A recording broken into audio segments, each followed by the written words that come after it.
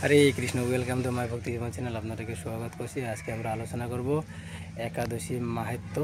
সপরিবর্তিত একাদশী ব্রহ্মবৈবর্ত পুরাণে ভাদ্র মাসে শুক্লপক্ষের পার্শ্ব একাদশী মাহাত্ম্য যুধিষ্ঠির শ্রীকৃষ্ণ সংবাদে এইরকম বলা হয়েছে। যুধিষ্ঠির মহারাজ জিজ্ঞাসা করলেন, হে কৃষ্ণ, ভাদ্র মাসে শুক্লপক্ষের একাদশীর নাম কি? এই ব্রত পালনের বিধি কি এবং ব্রত পালনে বা কি পুণ্য লাভ হয়? উত্তরে শ্রীকৃষ্ণ বলেন, হে ধর্মরাজ, মহাপুণ্যপ্রদা, সমস্ত পাপহারিণী এবং মুক্তিপ্রদায়িনী এই ব্রত একাদশী বাজপেয়ী যজ্ঞ থেকেও বেশি ফল দান করে। যে ব্যক্তি এই তিথিতেও ভক্তি সহকারে ভগবান শ্রী বামনদেবের পূজা করেন, তিনি ত্রিলোকে পূজিত হন। পদ্মফুলে পদ্মলোচন শ্রী বিষ্ণু অর্চনকারী বিষ্ণুলোক প্রাপ্ত হন।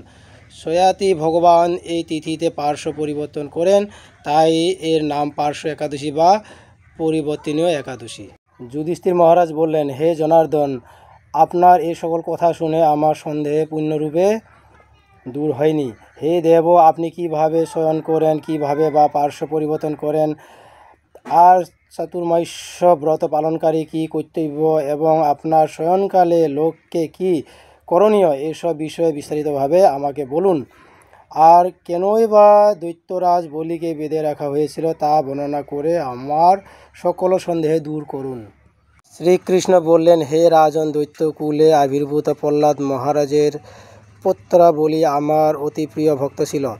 সে আমার সন্তুষ্ট বিধানের জন্য গো ব্রাহ্মণ পূজা ও যজ্ঞাদি ব্রত সম্পাদন করত, কিন্তু ইন্দ্রের প্রতি বিদ্বেষবশত সকল লোককে সে জয় করে নেয়। তখন দেবতাগণ সহ ইন্দ্র আমার শরণাপন্ন হয়েছিল। তাদের প্রার্থনায় আমি ব্রাহ্মণ বালক বেশে বামনরূপে বলি মহারাজের যজ্ঞস্থলে উপস্থিত হলাম।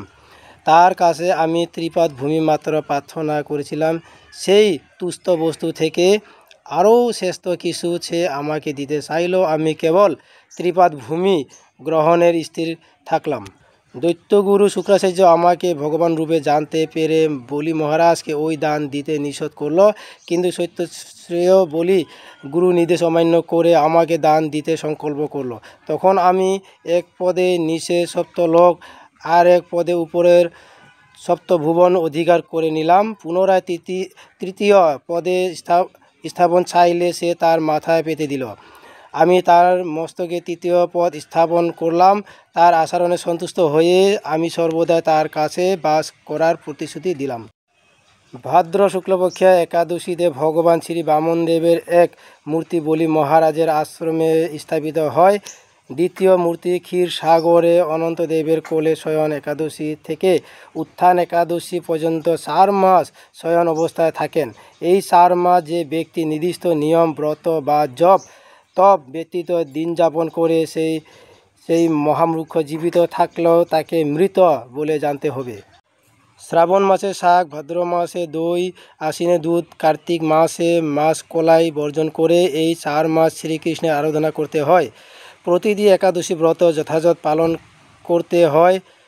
সায়িত ভগবান পার্শ্ব পরিবর্তন করে বলে এই একাদশী মহাপুণ্য ও ফল অভীষ্ট প্রদাতা। এই একাদশী ব্রত পালনে 1,000 অশ্বমেধ যজ্ঞের ফল পাওয়া যায়। আর নতুন ভিডিও দেখার জন্য সাবস্ক্রাইব করবেন। হরে কৃষ্ণ।